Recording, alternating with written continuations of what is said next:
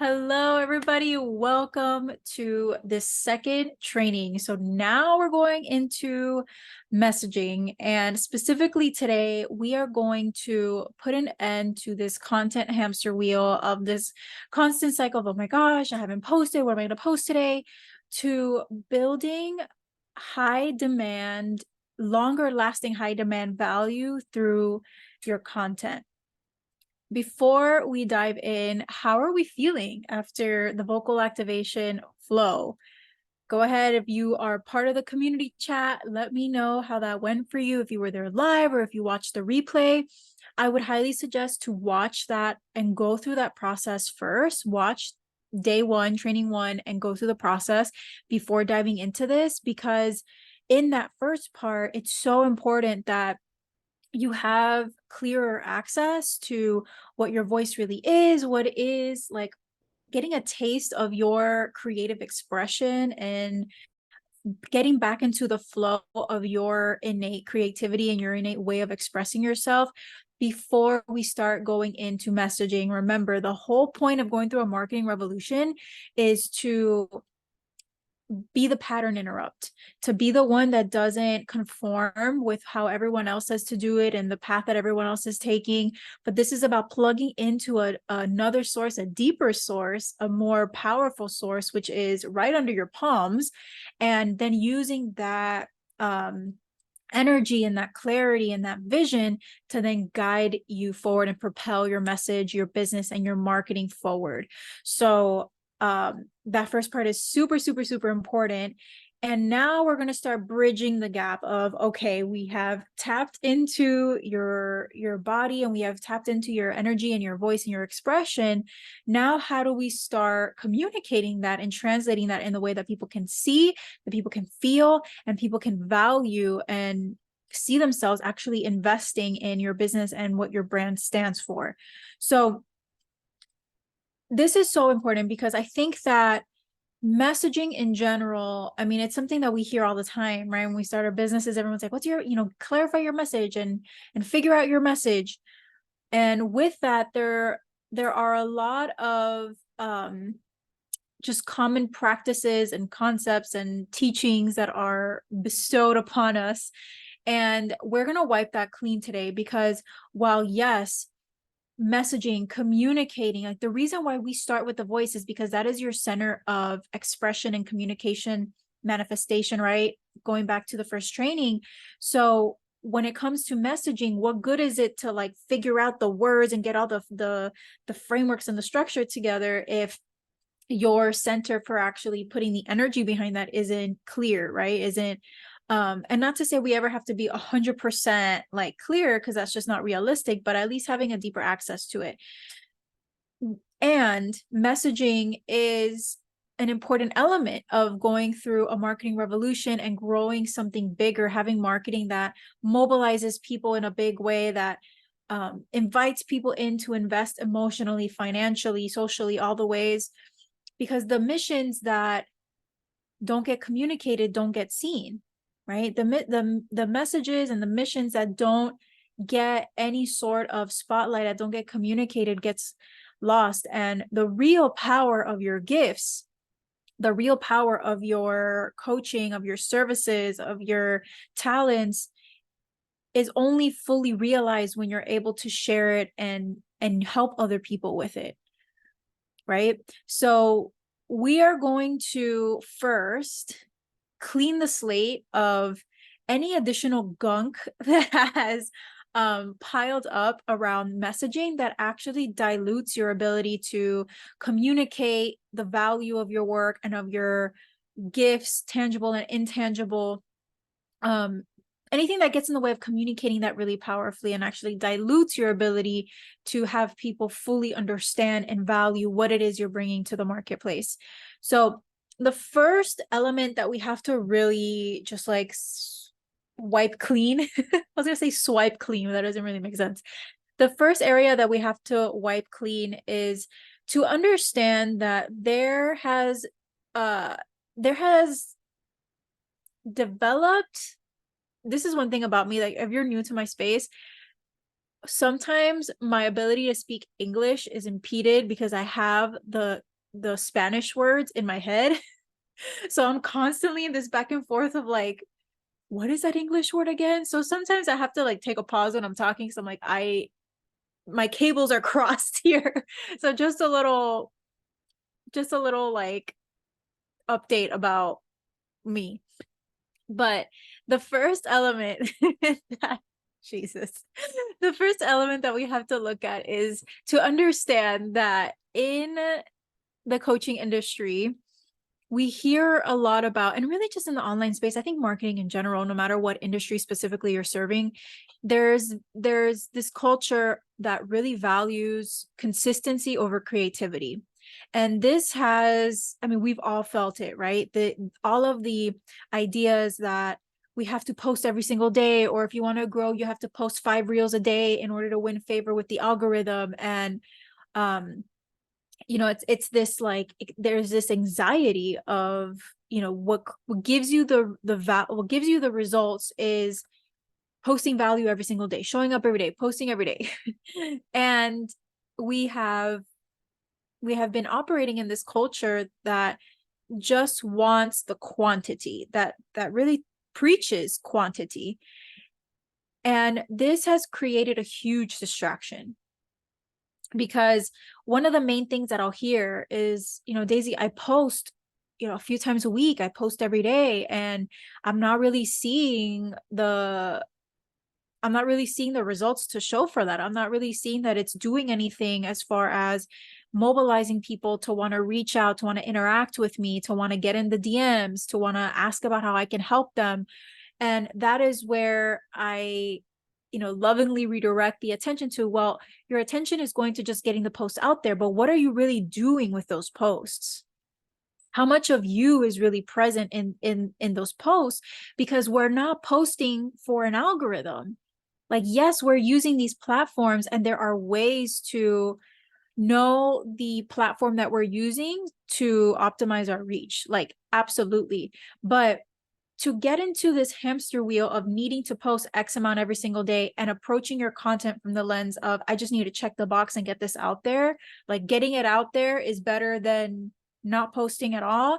There's a fine line to that. There's nuance to that, because we're marketing to humans, right? And humans need a little bit more than just a nice graphic or a quote they've probably seen from 5 different accounts, or another, reel with like a don't give up type of message. Like, none of that is wrong, but we have to really put ourselves in the seat of our audience and think about, okay, how can we not just be another post and be another contributor to the noise, but what are we really doing with our content? And I see this too with so many mini courses and ads that are like, I'll show you how to create 30 days worth of content in 30 minutes. And I'm like, okay, but what are you really doing with that content? Like, great, you have 30 pieces of content, you have posts, great. But is that actually going to move people? Is it going to create distinct value in the marketplace?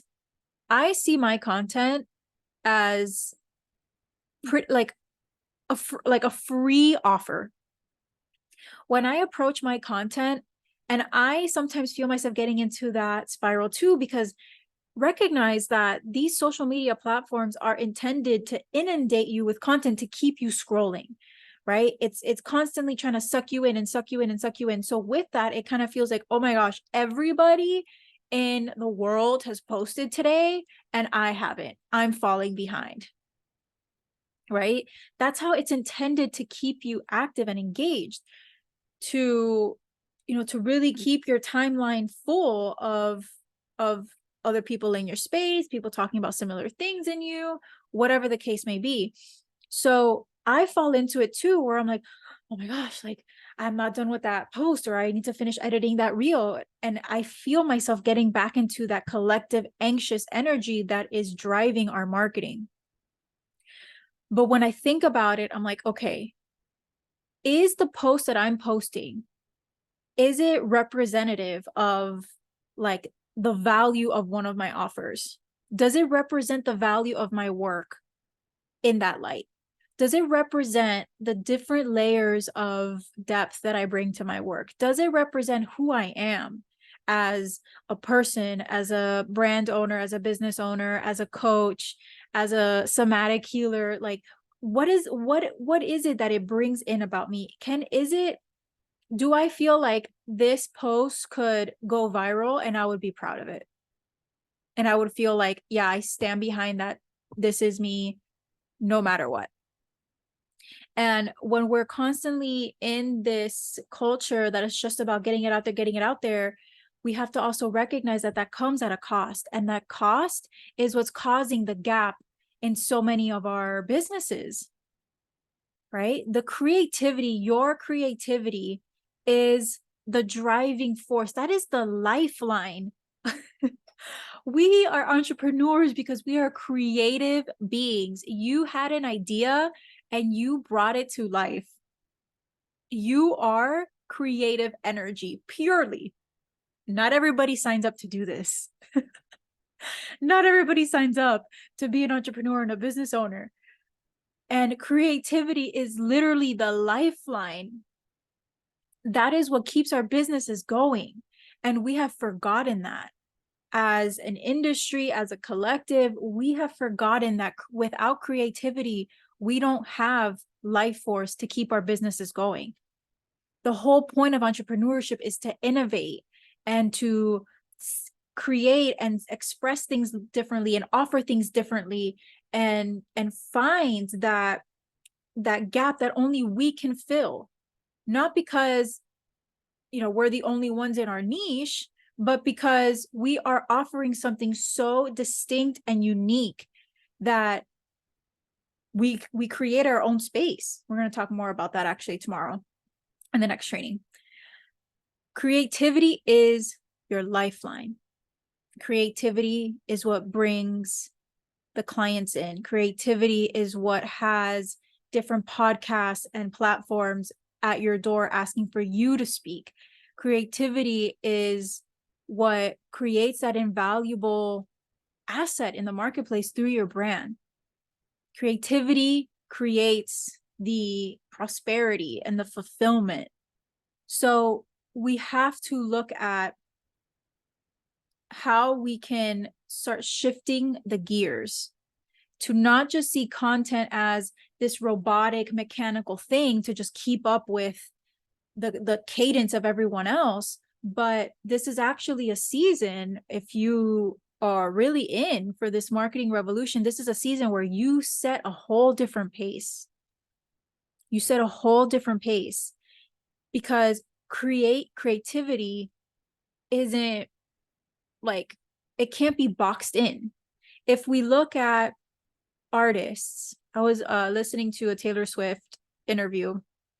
Yes, I'm a Taylor Swift fan. I grew up with Taylor Swift, but what I really admire about her is how she has grown what she has grown and how she is just a marketing masterclass in and of herself. She's one of my favorite case studies. But something that she was mentioning in an interview, and this was an old interview, I think it was right before she came out with Speak Now. She was talking about how she likes to allow for 2 years between albums. And they were asking her about that, and she said, because the art needs time to show what it wants to be.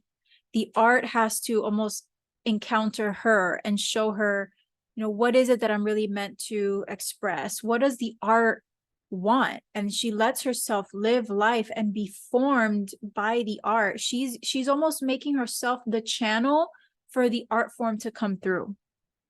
Isn't that so beautiful? And I'm not saying we have to take 2 years between pieces of content, but what I want to illuminate is that your true prosperity comes through your creative process of not forcing and not needing to interject, to not be forgotten. Like, that anxiety is hindering your true creative expression. The creativity and the life force energy that you feel in those somatic embodiment sessions, that we don't want to contain that further, right? So this might mean that we need to take a different pace. And maybe it's not about forcing posts all the time because it's Wednesday and I always post on Wednesday and I need to post on Wednesday. But how can you allow for more space to let the message form through you so that you can let the message, you can just take your time with and curate content, not just create content, but curate pieces of content that actually move people, right? And for some of you, like if you're really tapped into your life force energy, it might just mean that, you know, the different pacing might mean that you go balls to the wall one day and you have like 6 posts, and then maybe the next day you're like, now I need to take a beat. Or maybe for some of you, it's just letting yourself stick with your cadence of 3 or 4 posts a week. But when you post and how that process kind of flows through you is a little bit slower, a little bit more like, okay, by the end of the week, I will have, you know, posted around 3 or 4 pieces of content, but I'm going to take my time with it. I'm going to really curate it. I'm going to respond to life and to my client sessions. We're going to talk more about this, by the way, when we go into marketing strategy. We're going to talk about how to work with your energy to solidify what this different process and pacing is going to look like for you.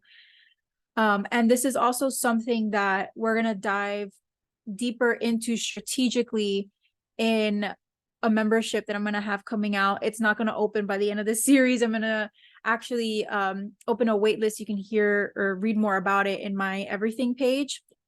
But this is a membership where we're going to prioritize that. We are going to prioritize the artistry and the true depth and the act of curating content versus just contributing to the noise and to the machine of anxiety driven marketing. I'm very, very, very excited about that. It's something I'm very passionate about. And already with how I've shifted in my content, I've noticed that people are really so much more engaged. They're watching things, you know, watching these different reels that I'm editing 2 or 3 times because they're trying to catch all the different elements and storylines and things that I'm putting together. It just creates, you create more value by being more intentional with what you're putting out there and the artistry behind it. It's incredible. So that's the first thing that we had to kind of wipe clean, right? Getting out of this culture of perfect consistency and prioritizing creativity. The other thing that I want to quickly highlight before we move into the second one is that consistency in and of itself is not bad. You know, I think that consistency just doesn't mean robotic. Consistency can also have a flow to it. It is important to repeat, you know, the core messages of your brand. It is important to show up in, you know, in a consistent manner to build that trust and that connection with your audience, of course. But how consistency looks is not the same. Consistency doesn't have to mean posting every single day at a certain time. Honestly, is your audience really like, oh my gosh, she usually posts at 11:58 and it's 1:02? No, no. And consistency can still have enough spaciousness within it to allow for the creative process to take its place. So I just wanted to make that distinction. It's not that I'm like shitting on consistency. It's that consistency has been made out to be very mechanical and causing creators to force out content and create, you know, 6 months worth of content in 2 minutes. Can you tell I'm Cuban that I over exaggerate like these certain statements? But you get the gist, right? Consistency can still have a flow to it. Consistency is helpful as a brand owner, but it doesn't have to mean mechanical, robotic, that type of thing. Okay, so the second element that we're going to talk about is this conflict of, this one is like so relevant. And this one was my Achilles heel, and this is what I had to have a lot of healing around. Fellow perfectionists, make yourself known, raise your hand. This second element is about this internal conflict of right and wrong when it comes to figuring out your messaging and posting content. How many times do we get in the way because we're like, I just don't feel like I'm gonna get it right. Like I'm gonna get it wrong. I need to do this the right way. I need to say this the right way. The graphic needs to be right. The branding needs to be right. This idea of right and wrong, oh my gosh, it drove me bananas. And it's still something that I have to notice because I am a recovering, not just perfectionist, but like I was the good girl. I followed the rules. I didn't step out of line. I got the good grades. Just tell me what I have to do and I'll do it. Right. So that's where this conditioning comes in and it keeps us in this box of like, I need to get it right. And that puts so much pressure. It puts so much pressure on us. And pressure, when we think about the act of pressure, it naturally is going to shrink you, it's going to contract you. And when there is pressure to get it right, then that is when we start entering this arena of putting expectations on what getting it right looks like.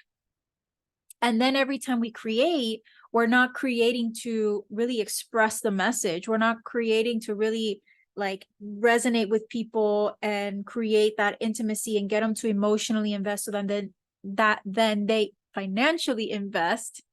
English. We are then posting because we needed to perform a certain way for us to feel like we're getting it right. And therefore, we are posting very transactionally. For example, maybe for you, getting it right means getting lots of engagement. And that becomes an unconscious sign of you getting it right. Getting it right as in, I'm marketing correctly, I'm messaging correctly, all of that. So if likes and comments is your North Star, and you see somebody dancing on a reel with, some text here and there, and you see it go viral, you're like, "Ooh, that's what it means to get it right." And maybe for you, you're not a dancer. Like that's not really a part of your innate expression, or you're naturally a more like you just that's not your style. Nobody would catch you wanting to do fun dancing videos for a reel or a TikTok. But you see that working, so you're like, "Ooh, that's right." And then you follow that and you end up marketing in that way, even though it's not part of your innate expression. It's not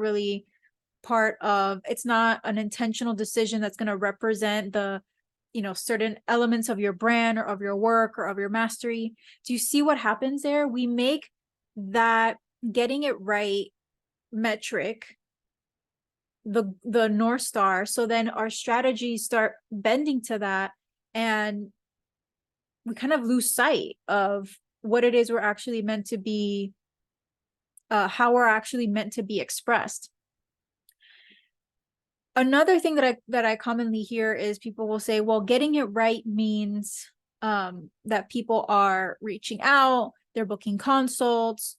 So they'll show up to their marketing very transactional, right? It's like that pressure of, if I post this and nobody books a consult, then I got it wrong. So whenever we show up to something with a transactional energy, it naturally, number one, is going to feel so heavy because we have all this pressure that I need to do this and it needs to give me XYZ. The second thing that does is that it blocks connection. If we're showing up with transactional energy of like, I've been posting 3 times this week and y'all haven't booked a consult. Like, I know we developed some tude with our community.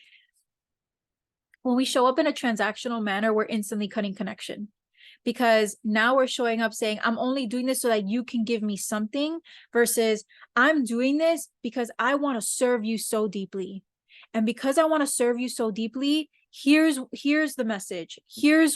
I'm gonna share the uncomfortable truth. And let me tell you, some of the most powerful messages that have actually led to people reaching out, they didn't get the most engagement. They didn't get the most engagement because they just didn't. So we have to break free from making it right or wrong and dictating of I'm going to get it right or wrong. Messaging is an art and a science. It's not, it can't be diluted into this is how you get it right. And instead, I want you to shift that into, instead of right and wrong, there's in integrity or out of integrity. And that is going to be your new North Star. That's going to keep you down that path of really growing something bigger than just posting a few times for your next client.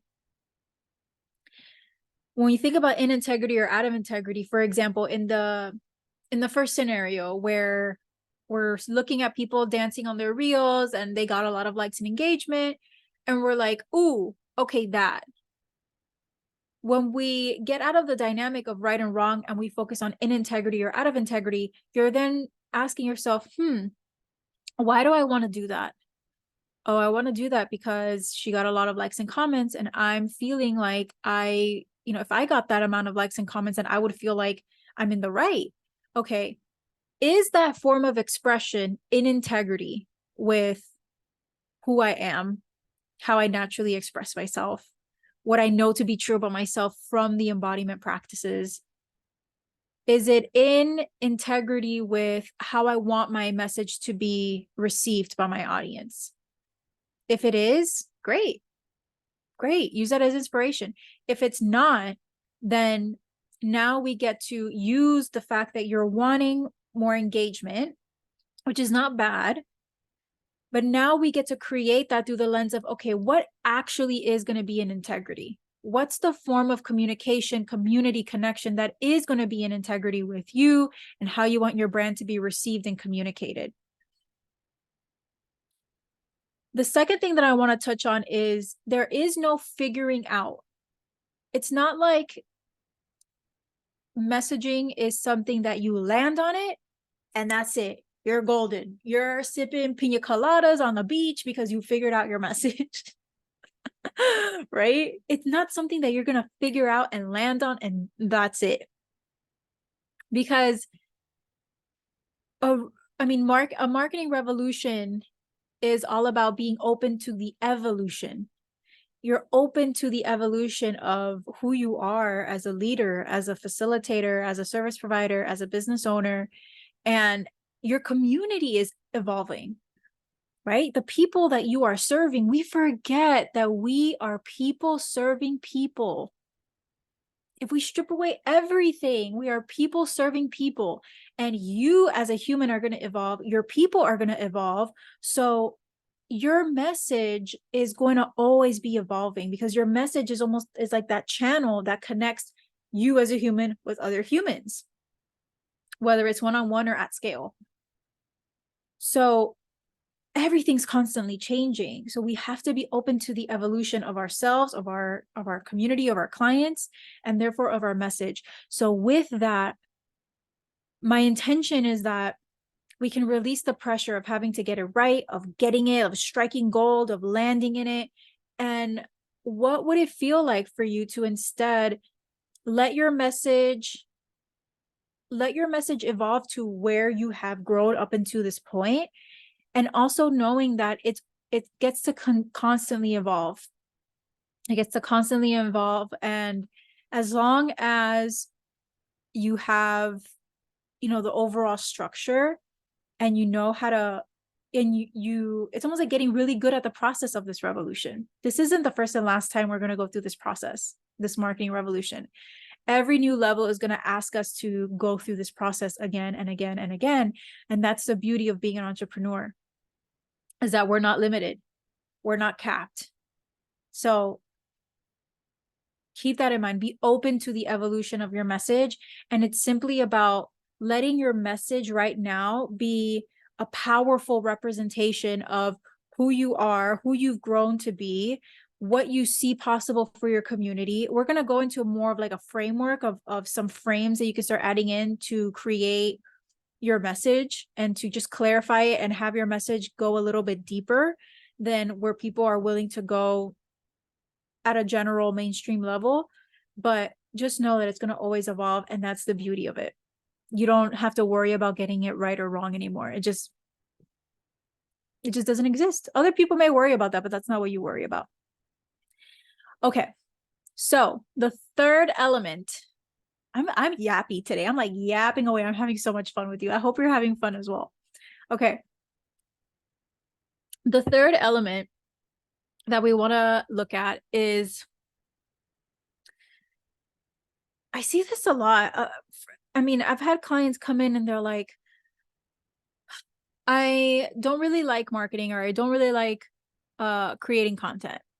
And I'm always really curious about what goes into that, because usually has nothing to do about marketing and content, and usually has to do with either disconnection with the voice or these understandings of what it has to be or has to look like, that then causes that distaste and that frustration. And a lot of people feel so boxed in with the communication of their messaging and their marketing because they believe it has to be delivered in a certain way, in a certain format. Excuse me. So because of, maybe there's a program that really was gung-ho about you doing video. It was like, you got to do video. Video is the highest converting, content form. You have to do video, you have to do live video, whatever their spiel is, right? And then there's another person or another program that's like, no, long form content is the way to do it. You have to do it this way. And then there's another program that's like, no, release all of that. What you have to do is 7-second clips, right? The truth of the matter is that content is free from specific form. You don't have to use a specific format to I guess it's like you don't have to use a specific format to have it be right. It is free from that. And it can really take the shape of any or all of those modalities. Again, it's really about staying in integrity with the artistry and the intentionality of what you're trying to communicate. Who are you trying to communicate it to? Does that form or that modality fit your natural expression / what you're actually trying to get through to people? So the actual definition of a message is a communication passed or sent by speech, in writing, or by signals. So it can take all of those forms. And what's also important here is to notice the by signals. So we focus so much on, like, do we use reels? Do we do long form content? Do we do live video? Do we do, like, we get so focused on that we forget that there's so much more that we have to play with our messaging, right? Even, how we communicate what we want to communicate through videos with color. I mean, my trailers for Catalyst, I was really playing with implicit messaging and, using different elements like fire and gold, and even like the shots that I would take of like yelling in the trailer for Catalyst. Like, all of these different things are also part of our message. So it is a whole artistry that you get to curate, and that is your responsibility. Your true responsibility is not to get it right, is not to limit yourself to one form, like putting yourself in the box of, I have to do it this way. I have to do long form captions, even though I don't want to. I have to do live video, even though I don't really feel my most expressed through that. That's not your realm. What really is your responsibility is to get clear on, number one, what are you trying to communicate and to who? And then number two, what platforms, formats, strategies are most in integrity with number one? What are going to be your tools to help you get that point across? I want to give you an example. So one of my, just like, my dearest clients, we worked together for about 1.5 years. And when we first started working together, she had the idea for her business. She was super good at it because she had been doing it in corporate for like over 20 years. But she was ready to finally open her own business. And one of the biggest things was social media. And she was like, I have a lot of resistance around that. So when we started, we were doing, the initial building blocks of her business and her messaging and her brand and all of that. And the one thing that she said was, or that became really clear, is that writing, especially like long captions, long emails, like that's just not her thing. If she's writing anything long, it better be research based, because she was a big researcher, had her PhD, that lit her up. But sitting there writing a long caption, not her thing. So we worked with that. We tied in different marketing strategies, integrating live workshops. She loved being around people, really leveraging her love of networking. She was a superstar in networking. Like, networking became one of her most potent marketing arenas, and it helped her fill her first ever group program. Like, we really leveraged that. And she had her first 6-figure year in the year that she left her high paying corporate job. Because the more that we let ourselves use the marketing tools and strategies that we have available, the more that we use that to our advantage, and we focus on being in integrity with how we are best expressed, how we are going to connect to the people that we're meant to serve, and preserving the integrity of the message, of the deeper mission, that's what's going to keep bringing the people in. That's what's going to keep you in that momentum of demand and interest and opportunities to speak your message in other modalities. So I want to offer you, now that we've gotten all of that out of the way, so we've exited the need for perfect mechanical consistency, because that's a distraction. It's just going to keep you busy. It's not going to keep you really in integrity and creating depthful content that's creating deeper connection and more value in the marketplace. We are exiting this belief that you are going to get it right or wrong. It's all about being in integrity or out of integrity with your form of expression and the real message that you're trying to communicate and how you want it to be received as the brand owner. And then the third is that it has to be delivered in a specific format, that you have to do live video, that you have to be on TikTok, that you don't have to do anything. You are the freaking leader of this brand. You don't have to do anything. If you do something, you are choosing to do it because you are so deeply connected to the people, the message, the mission, your expression, that you are using platforms and modalities intentionally to communicate that message and get it into the hands of people that are wanting it and needing it and ready to invest in it. So now I want you to offer you a frame that you can start integrating when you're thinking about your message, because this frame is going to allow you to shift into from a me to a we conversation. One of the things that I see a lot with, especially and like personal brands, when we are kind of like the face of our brand, and we're the service provider, and we're in a lot of the marketing, is it can sometimes feel very much about me, me, me, me, me. This is my story. This is my program. This is my. But the way that content really creates that momentum and creates this buzz and creates this intrigue bigger than just like having to go from sales post to sales post, is when you enter the we conversation. And the we conversation, your message is involving other people. It's asking for people to come in and see themselves in the storyline of your brand. So now your message is not just about your story, but everything that you share allows your audience to see themselves in your brand. And that is so powerful. That is what creates the sharing. That is what creates the true engagement and connection. That is what allows people to want to lean in to your brand and creates that emotional connection that then leads to a financial investment, because they're so part of it that they want to go deeper with you. So let me bring up this slide. And for my for my long timers here, this is big that I'm using a slide, because after I left corporate, your girl did not want to bother with slides. Severe PTSD. I was in consulting, so we did many slides. So let me go ahead and share my screen, and this is also going to be part of your implementation. So It's kind of like a 2-in-1 here. Okay. I'm not going to do full screen. Hopefully you can see this. Okay. So, too much, Daisy. Roll it back. Okay.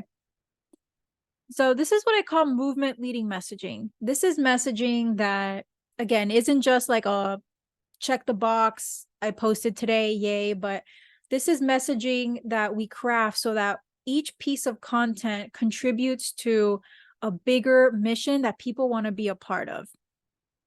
So how I like to think about this is to first get clear on the industry that you're operating in. So for me, I actually, I would have said like the coaching industry, but for me, it's more about I'm part of the marketing industry. So what industry are you operating in? And then what population of people are you serving under that industry? So the population of people that I'm serving are, the entrepreneurs, the visionary, big thinking online entrepreneurs. And more specifically, oftentimes I am really looking to serve, women of color, because I really understand that experience, and the tools that I use, I feel like are really well, they're of greater service to that population. So you're going to want to get clear on those two things. Once you get clear on those things, then we start adding in these 4 main frames to your movement leading messaging. So the first thing we want to get clear on is, what is the collective goal or vision that your brand represents? In other words, like, where are you trying to lead people? Where are we going? When we come into your brand, what is the new destination? What is the new reality? What do you make possible for people? And framing it through the we conversation. So it's not just about, for example, the Liberated Latina, it's not just about my journey to unlocking my voice, coming into full expression, building a business, being in my full expression, and being fully seen and valued and paid for my gifts. Like, that's not just my journey.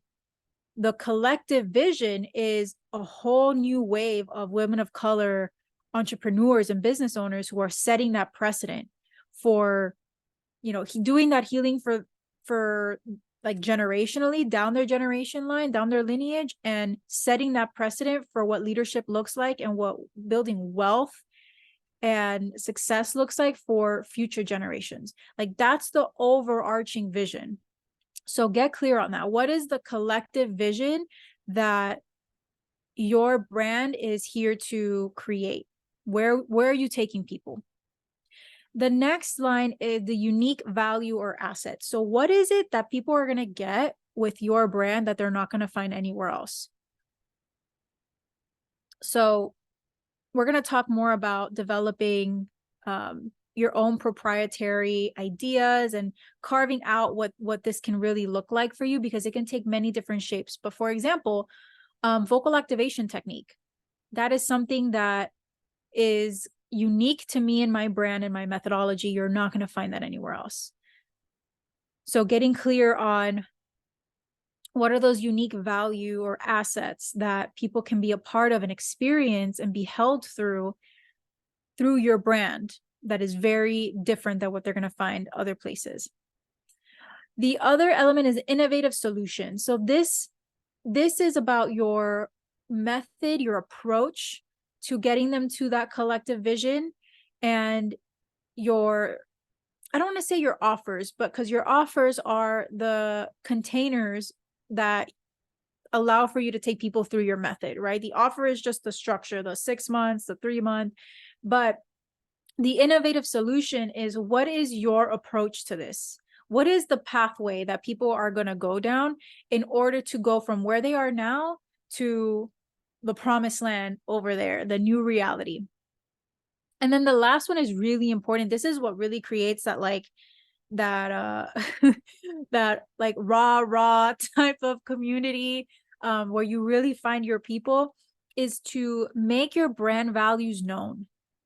stand in that. When people are affiliated with your brand, what are the values that they're also raising their hand to or signing their, like signing their agreement on? We can kind of underestimate this because, and I understand, because it feels like if I really own this value, I'm going to ostracize some people, or like, I don't want to leave people out of my brand because they might not see XYZ the same as me. I'm like, great. If they're, I mean, creating that polarity is important, because that's how you create the community of people that are like in it to freaking win it with you. And when we talk about allowing for sales to happen without so much push and pull, without convincing, without having to overcome all their objections and like use all these different tactics, like when we talk about creating that level of resonance, this is, I mean, you have to make decisions as a brand owner. You have to stand for things. You have to be okay with standing in that leadership and being decisive about that and saying, this is what we stand for here. When you are a part of this brand, this is what we stand for. And if people don't agree with that, great. But that level of decisiveness and that level of, this is what this brand represents. This is where we're going. Making decisions is where a lot of people falter, because this also asks you to really stand in full integrity and not waver according to Felicia over here not agreeing or Fulana over here not agreeing. So think about, when it comes to your brand and when it comes to your business, what are 3 core values that your brand represents? And the values could be, for example, for the Liberated Latina, marketing as a form of self-expression and coming into fuller expression and activating your voice. Like, when you are a part of the Liberated Latina, you are signing up for full expression. You are signing up for a form of marketing that doesn't put you in boxes, right? That's what the liberation stands for. So getting really clear on what are the 3 brand values that can start to form people's emotional connection with your brand and your platforms and your content is almost like an ode to the values that you stand by and the vision and all of these different elements that you're tying into your message. Okay. Look at that. Flawless screen share. So much progress. So for your implementation, you can go ahead and fill out that the elements of that graphic. And there's also going to be added questions for you to consider. And once you answer those questions, you're going to go back, review your answers, and circle the words that stick out the most, that are repeated the most. So then tomorrow, we're going to talk about how to tangibly communicate and translate all the different layers of value and all the different layers of that you bring to your brand, right? One of the biggest things that I hear is people are like, there's so much more to my work than just marketing. There's so much more to my work than just losing weight. There's so much more to my work than just XYZ. And it's great that you know that, if you know that. And it's also equally as important for that to be communicated, because like I mentioned, what good what good are all those gifts if people can't really see that? If they can't see it, they can't value it. If they don't value it, they don't know that they want to invest in it. So tomorrow we're going to talk about tangible ways for you to communicate the unique value of your brand and also all of the different layers of value of your brand, tangible and intangible elements that just make you the master that you are at what you do. So that is what I got for you today. And go ahead and join us over in the community thread and share with us, anything that really spoke to you, anything that's coming up for you. Take 10 minutes to do that implementation exercise, and I'll see you in the next training.